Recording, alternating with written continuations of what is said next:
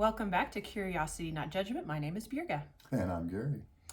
So, I've got a personal story which I think will open up our episode and we can go from there. But it's what happens when someone in your household makes a lifestyle change and you don't, and you feel judged. Not because of the other person, but because there's something in your own psyche that starts to have this guilt or shame or whatever that wells up inside you. But the judgment factor is there and it may start to cause some friction. So here's my opening story. So my husband has been very good about trying to eliminate things from his diet and his lifestyle that are potentially harmful in any way. And one of the ones that he has cut out as of late has been caffeine. And I think it was maybe 3 months ago now, he had listened to a bunch of podcasts and one day announces, I'm done with caffeine. And I felt my heart sink. I felt my sadness creep in. I felt very sad because coffee has been a big part of our lives together. We like to go on coffee dates. It's something that I'm desperately looking forward to when we finally get to go to France. And I just imagine cappuccinos on the whatever. And I just have all of these instant thoughts that come crashing into my head. And he is not thinking at all that I need to cut out caffeine. He hasn't suggested it. He hasn't posed it in any way, shape, or form. But I instantly go to this place where I feel judged, unrightly so. No action on his part. But I think, well, great.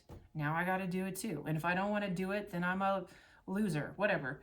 And so I wanted to talk about this because I think this happens in a whole lot of categories, whether somebody starts an exercise regime, they cut something out of their diet, they're trying something for their own self-betterment, and it impacts the other people in the house as they begin to judge themselves against it. That's funny because I've always thought, well, I wish somebody in my household would go vegan because then maybe we could have more vegan dishes and I'd eat less meat, so, but I think it's great when one person in the house does something and they may even hint that they'd like somebody else in the house to do it with them from an accountability standpoint, from a makes it easier standpoint, or, hey, I'll never forget when, gosh, my kids the two older ones were teenagers, I think 14 and 12. And we all just sat around one night and said, you know what, sodas are no good. We're just not going to have them in the house anymore. And we did it as a family. And that was extremely interesting. But back to your point, I think that we all think that we have things that we could eliminate from our lives or do better in our lives. And it's hard when someone announces, hey, I've just eliminated this. My first thought is, well, for how long? Mm-hmm. But my second thought is, well, good for you. That's great that you're doing that. And then I think about, oh, should I do that? Right? Mm-hmm. Kind of where your head went. But, sure. Hey, if people are trying to make life changes, having a growth in your life in some area, if you've decided that something is wrong, then people should pursue that and we should just applaud them. It's interesting if we do not feel like we're making the proper growth in that area or even a different one. Mm-hmm. We may feel a little intimidated by that, but we really should just be happy for them, right? Yeah. Oh, that's the correct answer. This is hard to get to. Now, some of it's psychosomatic too. I'll never forget my grandmother. She's since passed on. I love her dearly. She got it in her mind. She had severe arthritis, and she got it in her mind that she needed to drink distilled water. And so we actually set up a still in her house. Wow. And she had distilled water in it. When it would break, one of us would have to fix it. And I'll never forget, some other family member said at one point, well, that's not really doesn't matter. I mean, that's not really helping her. And I remember responding, she thinks it does. Mm. So as far as I'm concerned, we're going to keep that still going. Yep. Right. And so, people are going to do, I think anybody who has a desire to change and grow, we have to support them as family members. Whether we do it by doing it with them, whether we do it by, feeling guilty about it, that's a different story, right? Sure. Well, I think that bleeds into, though, if we have elected to participate maybe a little bit begrudgingly if we've already gone in with a judgment about the outcome of that behavior change, we're self-saboteurs, right? I We remember a mutual friend saying this to me. I had done the cutting out sugar. I think I did 60 days. I did no sugar for 60 days. And I did it kicking and screaming. Not literally, well, sometimes literally. I was not happy about it. But I said, well, kind of, I'm going to cut out sugar for 60 days and I'm pretty sure it's not going to make a difference in the world. And sure enough, it didn't make a difference in the world. Right. And so, that judgment, walking in the front door, even with the behavioral health or the health modification, whatever that is, caffeine, sugar, alcohol, pick it. If you have it set in your mind that there's going to be no difference or no benefit, I think you've already proven it before you even begin your experiment. One of the classic phrases in life is, if you think you can or you think you can't, you're right. Right? And so I think that it goes along that way. I think that if we are trying to make a change and we take a tiny discipline and put it into place, then that can work wonders toward that change, whether or not it has a direct effect or not. There's many people who say, if you're working on being more disciplined in your life, stop hitting your snooze button on your alarm. And you're thinking, does that have a direct effect on my life? Am I going to be able to run a marathon just because I stop hitting the snooze? Maybe. Because whenever you say to your brain, I'm going to do something, and then you follow through, well, then your own brain starts believing you that you can actually pull something off.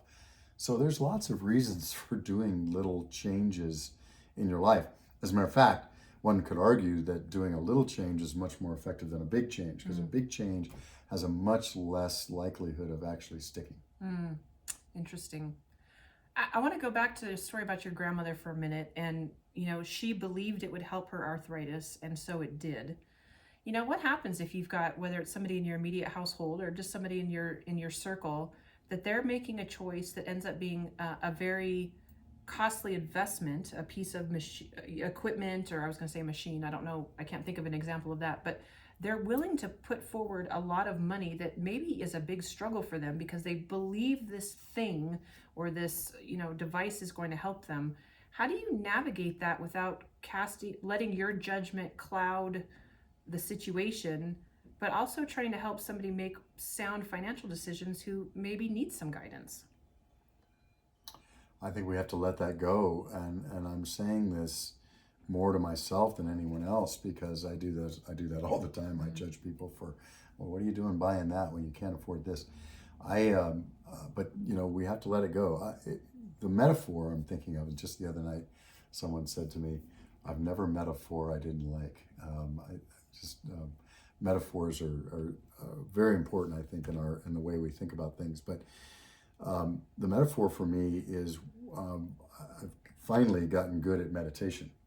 And the secret to meditation is not to clear your mind. The secret to meditation is that when something enters your mind, is to acknowledge it and let it go. And I would say that the similar approach might work with that. Acknowledge it, judge it, and then let it go. Right? So if I say to you, Gary, I think I've got the problem solved. It is this $1,200 piece of equipment, and I can't afford it. What does that look like in a transaction with me? Right. So it's like, okay, you believe that's going to help. I mean, of course, as an engineer, I'm going to say, what's your data, right? How do you know this is going to help? But if you're convinced and you're going to do it, man. Now, I've had 3 teenagers, right? So the best way to do something in life, right? You either do it yourself, delegate it, or tell your teenager not to do it. Okay. So my approach I've learned in that way is, don't tell you not to do it, because you're going to instantly go out and do it. If you're convinced you're going to do it, regardless of any data or whatever, if you're coming to me and asking if you should do it, I'm happy to discuss whether you should do it or not. But if you've decided you're going to do it, what good does it do for me right now at that point to say, well, that's stupid. You shouldn't do it, or you can't afford it. What's it for me to say what you can and cannot afford? If you're willing to give up X, Y, Z to go buy that thing, and you think it's going to help you in your life, it's going to help you in your life. Yeah. Right? I think it's very difficult for someone outside of that situation to judge that situation, although I do it every day, right? Yeah. You know, this is going to sound like I'm shifting topics. I'm really not, because I feel like it's the same thing about how somebody externally can judge a situation without understanding the importance of what it means in that culture or that setting. I used to work in a nonprofit setting where home visits were part of what we did. And these were families that were extremely impoverished, and they were families that were applying for material resource. They were asking for furniture and other items, and we would go into the home and kind of interview the family. And over again, we'd go into the home, and there'd be these giant big screen TVs on the wall. Folks would have the latest cell phones, things that I couldn't afford in my own home. And at first, it was really easy for me to judge, like, what the heck is going on? You're asking for this additional assistance, and yet I walk in your front door, and you've got this massive TV hanging up, and you've got the phones. And it took some education on my part that I really had to learn that culturally, in many of these settings, the TV is what brings the family together, and it becomes a valued piece of relationship building, because everyone is working hard, and at the end of the day, that is the place where the gathering happens. There may not be a dining room table, but there is a TV. And I had to check my judgment, because my initial response was wanting to not provide additional help because of what I saw, but my judgment was completely wrong because I didn't understand the culture. I didn't understand, the environment in which I stepped into. And so sometimes these, I'm going to say, extravagant purchases, in air quotes, have a much deeper history and a much more profound effect in a family setting than you might realize upon first observation. And the psychological impact of that. Yeah. You talk about the family gathering around the TV. I had the same experience. I was helping my mother-in-law, was big in the Catholic Charities thing, and we would go and do rent assistance, and very similar situation to yours. And we'd walk in, and at the time I had kids with a Nintendo system, and I would count the number of games and say, well, there's this month's rent. What are you doing? But psychologically, how do we keep ourselves together? How do we keep ourselves healthy? And who am I to judge that? I mean, by the way, the rest of the surroundings are not great. Right. I wouldn't want to live there, right? Right. So who am I to judge that they've got that one thing in there that it could be psychologically what's keeping them together?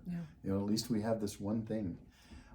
It's hard to do. We all, we judge others on their choices, but we don't really judge ourselves on our own. And so I think that it's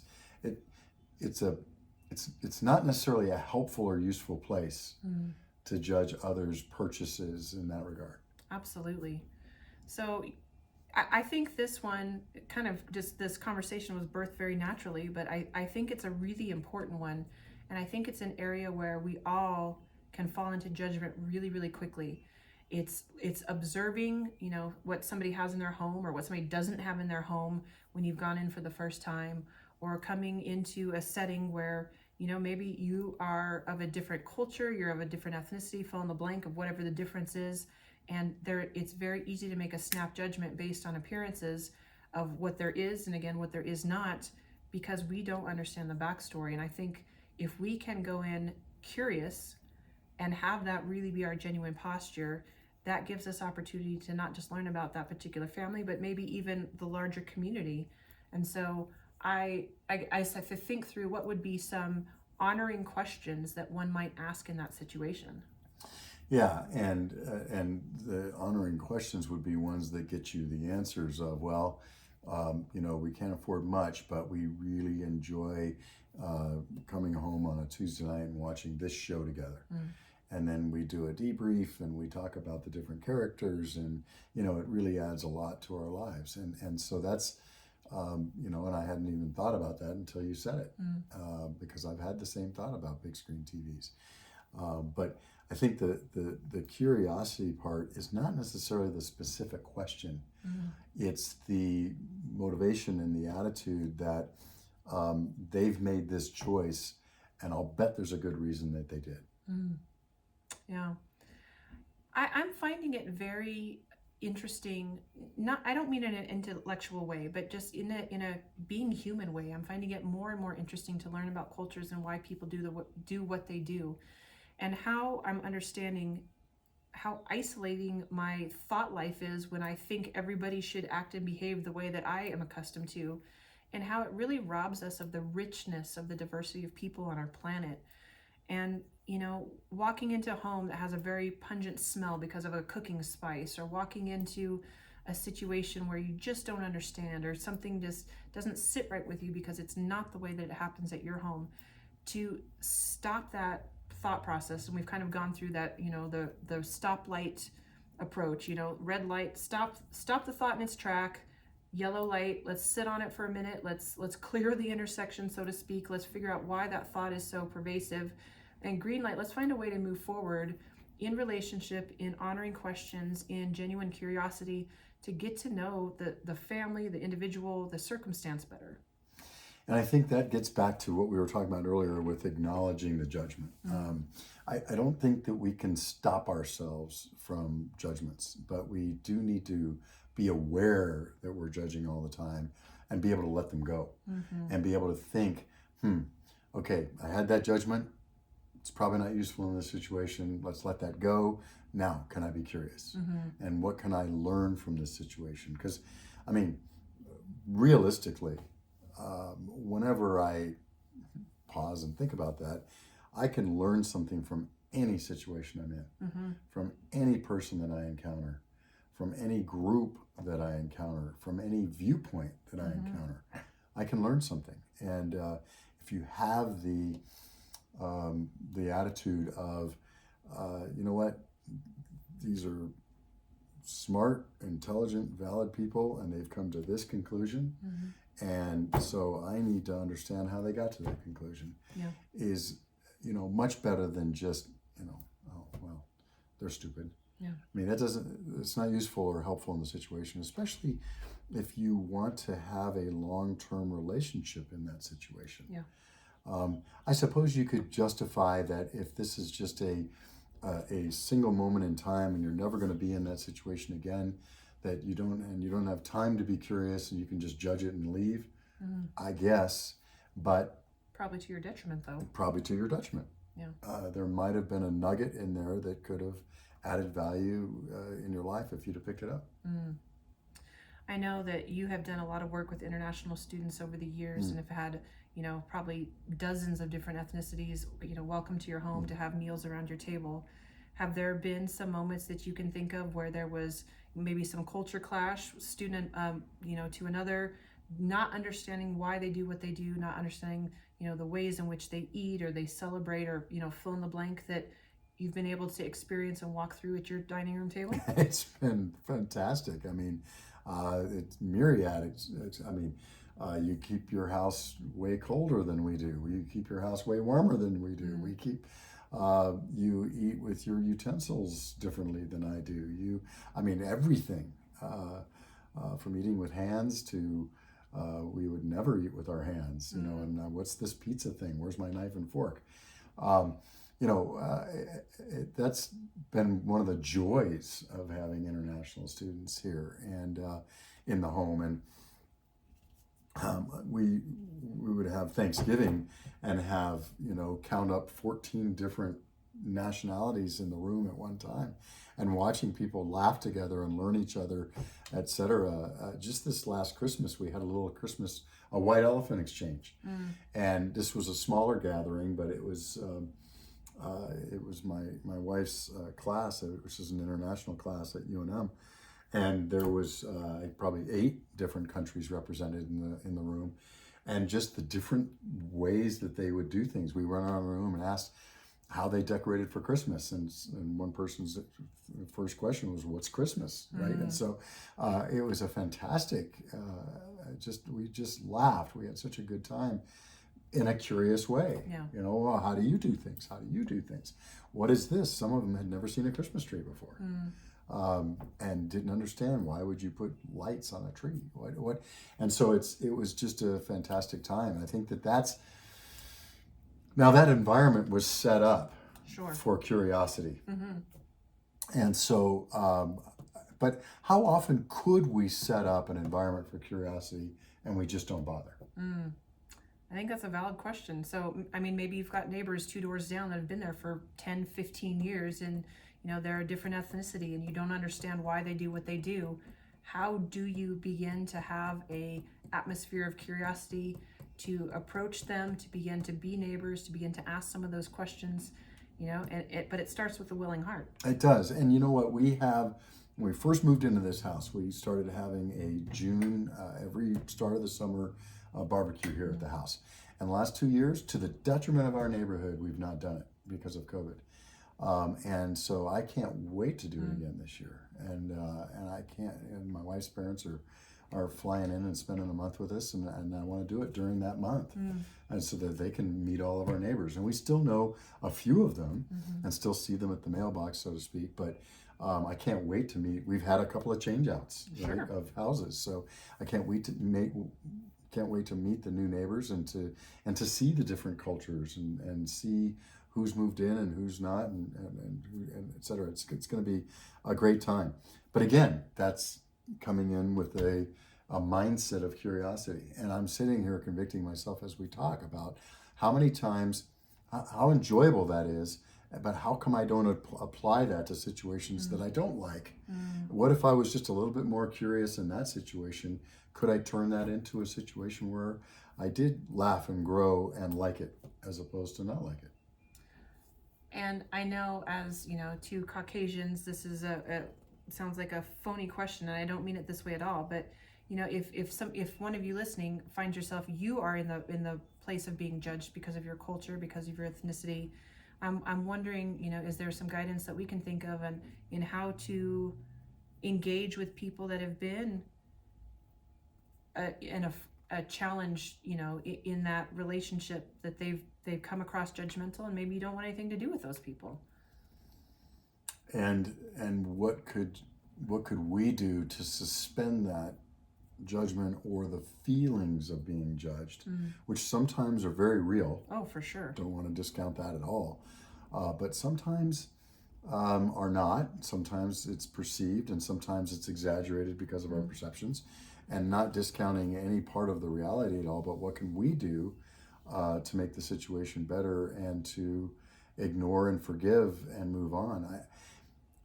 This is hard because, if you're not in the situation, it's hard to tell somebody else what to do. But, obviously we all get judged for various things. Sure.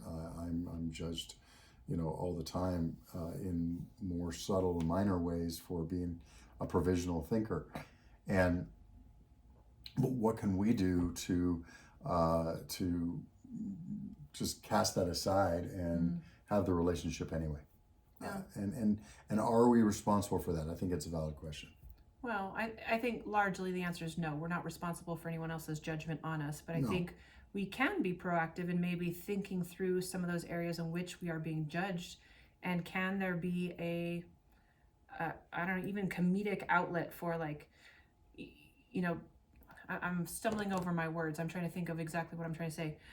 So my background is German. My mother is German, and so not often, but every once in a great while, I would have somebody in my elementary school or middle school days that would say something very disparaging about Germans. And so, if that is your culture, if that is your background, is there a way to in almost a comedic way have a retort where you kind of break the ice or break down the hostility a little bit? And I can't think of something very quickly off the top of my head, but maybe those are some of the areas that we can contemplate a little bit. Can we make some sort of a comedic rebuttal where we're breaking down barriers a little bit and opening up that option for there to be some genuine dialogue and questions about different cultures?